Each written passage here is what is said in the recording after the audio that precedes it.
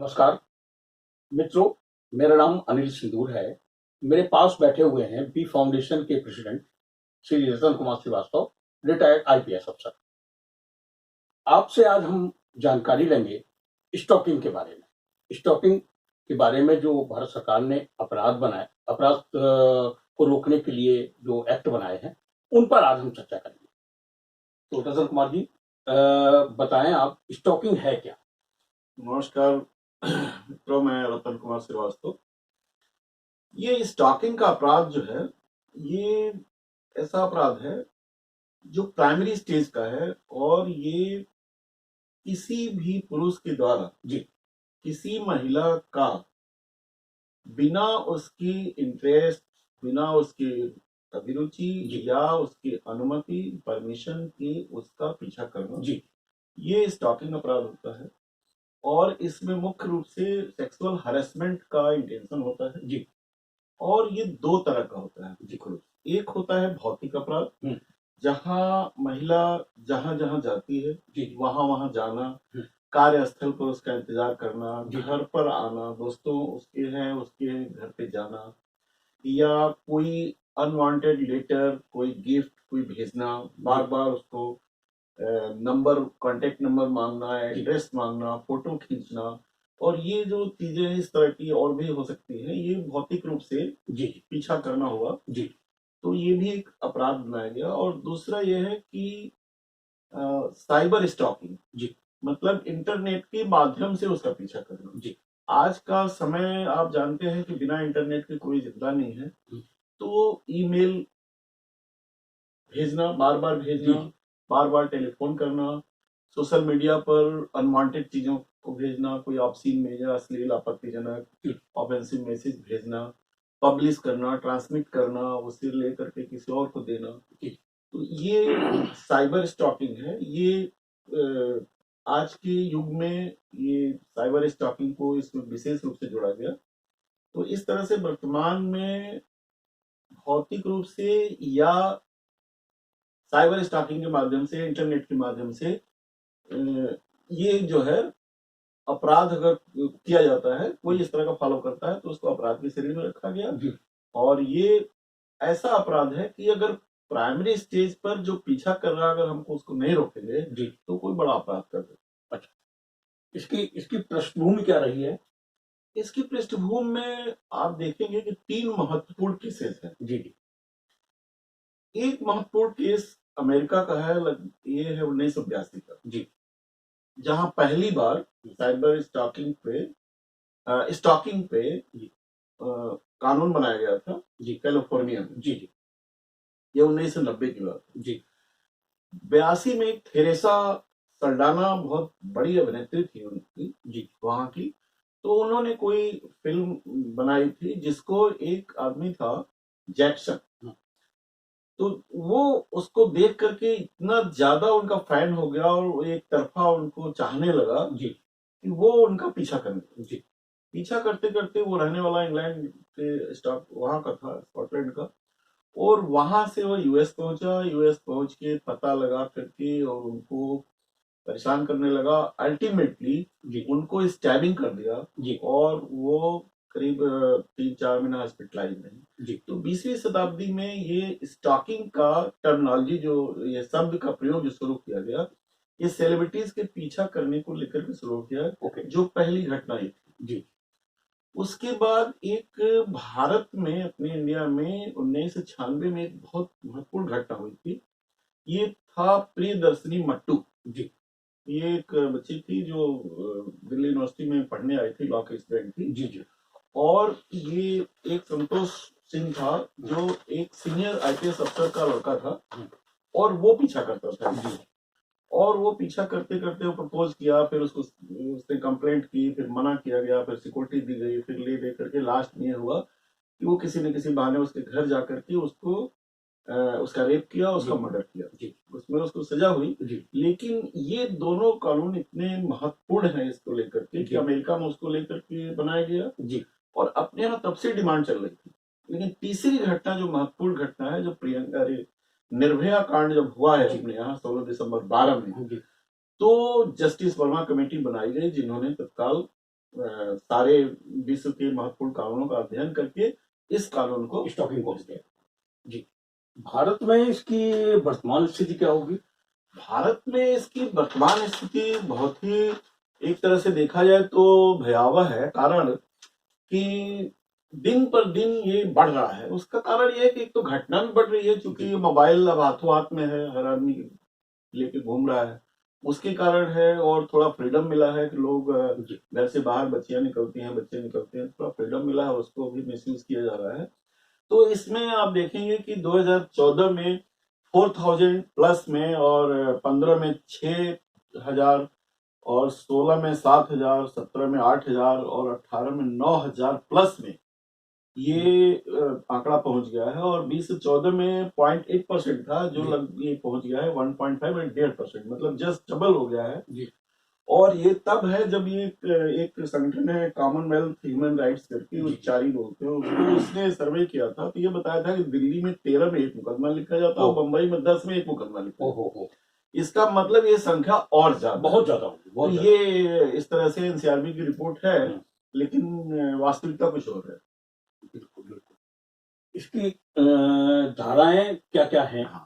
इसकी धाराएं महत्वपूर्ण जो है वो है हमारा 1860 का जो इंडियन पिनल कोड है जी, उसमें 354 ये छेड़खानी या किसी भी महिला के मॉडेस्टी के विरुद्ध कोई काम होता था तो उसके लिए धारा बनाई गई थी। उसी में संशोधन करके 354D बनाया गया जी। इसमें स्पष्ट रूप से दोनों चीजें, भौतिक और साइबर, को रखा गया है।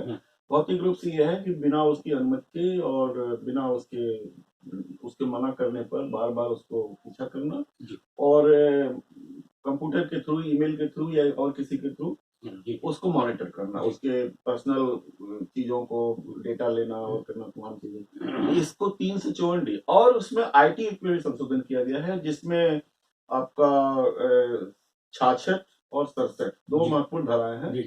तो 66 में यह है कि कोई भी आप फ्रॉड करके या बेईमानी से कोई डेटा डाउनलोड करते हैं, चोरी करते हैं, कुछ भी लेते हैं, ये दंडनीय है।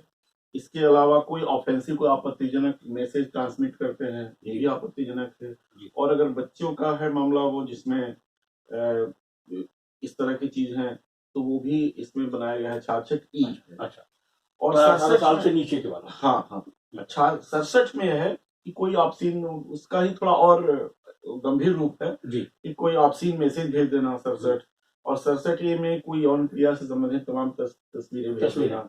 और इसके 67B में है कि कोई भी इस तरह का और माइनर है वो, तो उसके लिए।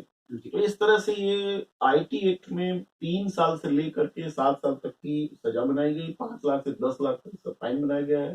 तो आईपीसी और आईटी एक्ट मिला करके ये काफी गंभीर धाराएं बनाई गई हैं, जिसको इसमें औरतों को इसे मतलब काफी सुरक्षा देने का प्रयास किया गया है, जिसको लागू करा करके और स्टॉकर को दंडित किया जा सकता है। ये स्टॉकिंग जो है ना, इसके मुख्य कारण क्या हो सकते? ये इसके मेन कारण तो वैसे तो विभिन्न तरह कारण हो सकते हैं, लेकिन मुख्य कारण जो सामने आता है वो ये आता है कि जैसे आजकल एक थोड़ा फ्रीडम मिला है बच्चों को और लड़कियों को, तो उसमें यह है कि लोग किसी को चाहते हैं तो प्रपोज करते हैं, तमाम तरह की चीजें, वो रिजेक्ट हो जाता है, तो आदमी वो थोड़ा सा अंदर से कुपित हो जाता है जी। और कभी ये होता है कि एक से ब्रेकअप हो गया, दूसरे से कोई मित्रता हो गई, उसको लेकर आदमी जेलसी, ईर्ष्या भावना बैठ जाती है। तो ये होता है कि हम इससे निपटेंगे, हम इसको मजा चखाएंगे, हम इसको, तो धमकी देना इस तरह का। या कभी कभी ये होता है कि एक तरफा ही उसमें हो जाता है कि वो आदमी नहीं चाहता और आप उसके पीछे पड़े हुए हैं, समझ रहे हैं कि नहीं। किसी किसी को भ्रम हो जाता है कि मैं बहुत ही मतलब वो हूँ, मतलब हमको कौन नहीं चाहेगा, हम किसी को, लड़की को चाहते हैं। और इसके अलावा जो मिस्टर एक्स लोग होते हैं, जैसे कि मान लीजिए हस्बैंड है या कोई प्रेमी है या कोई डेट है या कोई दोस्त मित्र है जो अब छूट चुका है, वो उनको, उनके पास वो बहुत खतरनाक होते हैं, कारण कि उनके पास सारा डाटा होता है उनका, तो वो होते हैं। और इस तरह के और भी कारण हो सकते हैं। मेन ये रहता है कि इस तरह से कि किसी को मानसिक रूप से हाँ रिजेक्ट कर दिया जाए, तो वो आदमी हैरेस करता है, उसको बदला लेने की कोशिश करता है, परेशान करता है, इतना परेशान करता है कि मतलब उसकी बड़ी समस्या आती है। इसके दुष्परिणाम क्या निकल सकते हैं?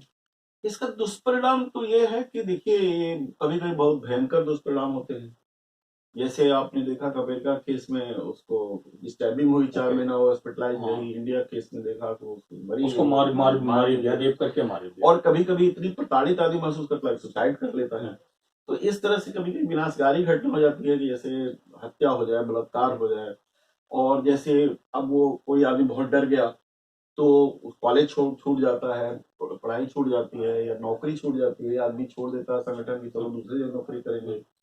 मानसिक तनाव इतना ज्यादा हो जाता है और एक अनिश्चितता का वातावरण हो जाता है, क्योंकि स्टॉकर जब उसको फोन करता है तो उसको बताता है सारा लोकेशन, तुम कल यहाँ थी, वहां गई थी, ऐसे काम सब जानते हैं, तुम कहाँ जाती हो, कब अकेले रहती हो, तमाम चीजें। एक अनिश्चित भय उसके पैदा हो जाता है। लेकिन इसमें सबसे बड़ी बात तो ये महसूस हो रही है कि स्टॉकिंग को जो है ना बहुत ज्यादा पुलिस जो है ना उसको बहुत ज्यादा महत्व नहीं देती है। हाँ, ये चीज है कि चूंकि ये बहुत प्राइमरी स्टेज पर होता है। मैं देख भैया इसमें क्या प्रूफ है आपको, आप झूठे आरोप लगा रहे हैं, फला है, ये है, या उल्टा सीधा पूछना शुरू कर देते हैं, क्या प्रमाण है आपका, पहला क्वेश्चन जो क्या प्रमाण है। तो ये सब मान लीजिए कोई प्रभावशाली आदमी है तो और भी इस समस्या आती है। लेकिन इससे उसका जीवन जो है एकदम दुष्कर हो जाता है महिला का। जी जी। तो स्टॉकर्स करते क्या हैं और कैसे कैसे परेशान करते हैं? अब स्टॉकर्स जो है मेन रूप से तो इनका ये है कि भौतिक वाले में तो जानते हैं कि उसको बताया कि जैसे बार बार उसको पीछा करना, और उसमें आदमी डर जाता है कि अगर उसने लड़की ने देखा कि हम बार बार ये आज देखा, कल देखा, परसों देखा, तो डर जाती है। इसी तरीके से तो कभी जब निकले कॉलेज से या कहीं से तो देखा कि वो आदमी इंतजार कर रहा है। जी। तो भौतिक रूप से तो बहुत बेसिक चीज है कि इस तरह से करना, या कभी अननेसेसरी गिफ्ट भेजना, पार्सल भेजना, लेटर भेजना। लेकिन साइबर में वो मेल, उसको आईडी को हैक करना, उसकी तमाम चीजें कर देना, और जैसे ईमेल बार बार भेजना, गंदे चीजें ईमेल पर भेजना, जंक ईमेल भेजना, इस तरह का होता है। इंटरनेट पर कोई बहुत ही वो ऑफेंसिव या अब्यूजिव चीज भेज देना, ऑब्सीन चीज भेज देना, कंप्यूटर को ऐसे कर देना कि कंप्यूटर आप खोलेंगे तो उसका कनेक्ट जड़ जाता है, इंटरनेट पर भेज देंगे तो तमाम दुनिया देखेगी, इस तरह से करना। और पर्सनल इन्फॉर्म, खास करके ये पर्सनल इन्फॉर्मेशन जो होता है उसको पूरा उसका लेते हैं, ताकि उसी से उसको टेरराइज करते हैं कि वो सारा चीज जानते हैं। और जब वो बोलता है हम ये चीज जानते हैं तो आदमी डर जाता है। तो ये सोशल मीडिया पर डालना, और ये अपेक्षा करना बार बार कि भाई तुम जवाब दो, हमको रिप्लाई करो, लिसनिंग पर ले लेते हैं, फोटोग्राफ कर लेते हैं, जीपीएस कैमरा ये सब लगा करके। तो इस तरह से उसको चीज करते हैं कि वो क्या कर रही है, मतलब इलेक्ट्रॉनिकली उसको फॉलो करते हैं। ये जरा बताइए कि भुक्तभोगी को इसमें क्या करना चाहिए अपने स्वयं के बचाव के लिए? अब देखिए, पहला तो जो भौतिक रूप से है, वो भौतिक रूप में तो ये है कि थोड़ा अकेलापन कम हो। अकेलापन कोशिश करें कि किसी न किसी के साथ रहे। अकेलापन कम होना चाहिए, क्योंकि जो फिजिकल स्टॉकर होता है वो अटैक भी कर सकता है। जी।